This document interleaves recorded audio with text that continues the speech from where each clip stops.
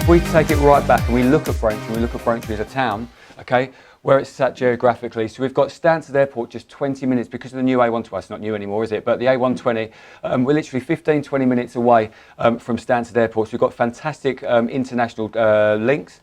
We've got the M11, so you can be in London within sort of 45, 50 minutes if you put your foot down. We've got Chelmsford Racecourse. So to give us kind of a little bit of national exposure. We've got Chelmsford, so if you want to go out and you want to go to somewhere and you want to spend your money and you want to buy some clothes but you don't want to do it on the internet, we've got Chelmsford, okay, because that's not Braintree, that's Chelmsford. We've of course got Freeport as well that sits with that, and I'll come to them, Braintree Village, sorry, not Freeport. I'll come to them in a minute. But then we've also got the railway station. We're right at the end of the line, admittedly, but we have got the railway station that goes straight into London, Liverpool Street, and then of course we are 5 minutes pretty much in any direction with beautiful countryside. So actually, geographically, Braintree is positioned in a really, really good place. If we were sitting right up in the corner of East Anglia, I wouldn't be standing in front of you now, because in the truth of it, those towns up there have got their own struggles. But for Braintree, I think geographically we're sat in a fantastic position, okay?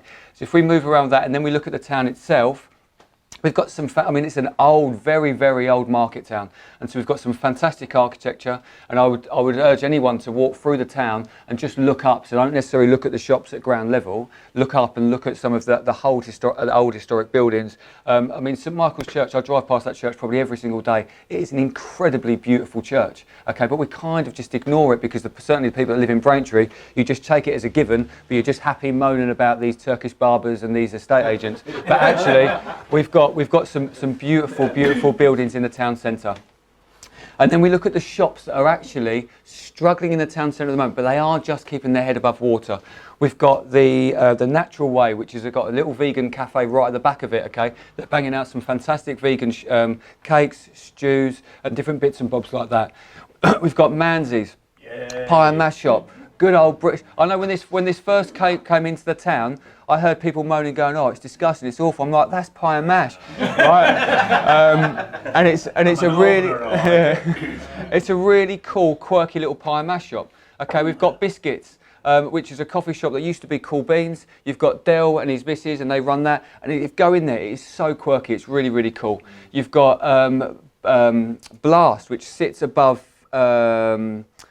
It sits just above Costa, which has got loads of magazines, comics, records, and loads of different kind of quirky paraphernalia in there. We've got this Thai restaurant. Who's been to this Thai restaurant? It is absolutely on point.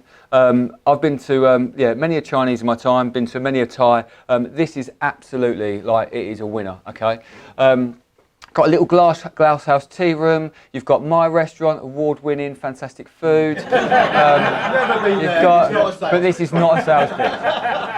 Okay, you've got Scrummy. So they make all their cakes first thing in the morning. So when you go in there, their bread and butter puddings, that is all made in their shop. Flirtations, a little kind of quirky, independent florist.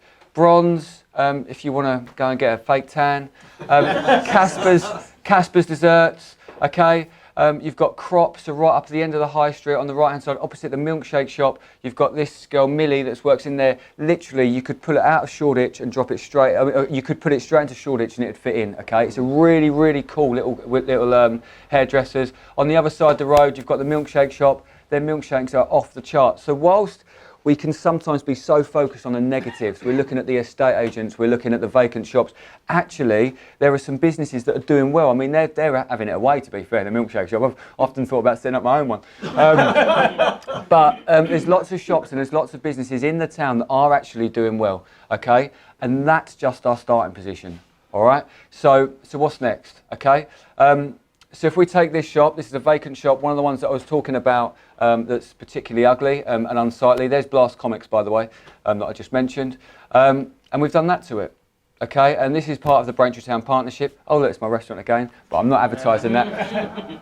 But the reason that I paid for that for my restaurant is because I thought to myself, we need to get the ball rolling, and it's a great way of advertising, and it's also a great demonstration to show what the rest of the shops in town could be like. So at the moment I'm talking to Jocelyn Chase, I'm talking to George Yard, I'm talking to, there's probably about another 3 or 4 businesses who are really keen to partner with the Braintree Town Partnership and get those vacant, ugly shop fronts and get them redone to look in something like this, okay?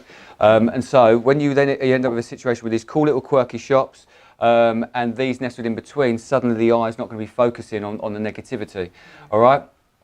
As part of the Braintree Town Partnership, we are also working with George Yard, the museum, the market and the town itself, and Braintree Village. So for the first time, okay, which is absolutely crazy, but for the first time, we're working with Braintree Village.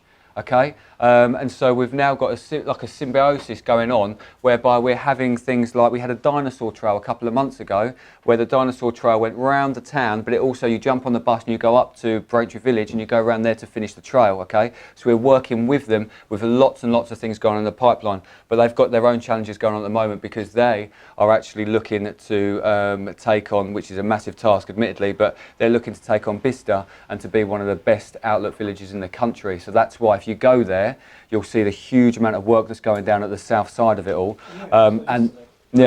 But the reason that you're not hearing about it is because what they're doing, which I think is a very sensible approach, is what they're doing is they're getting it right first, then they're marketing it.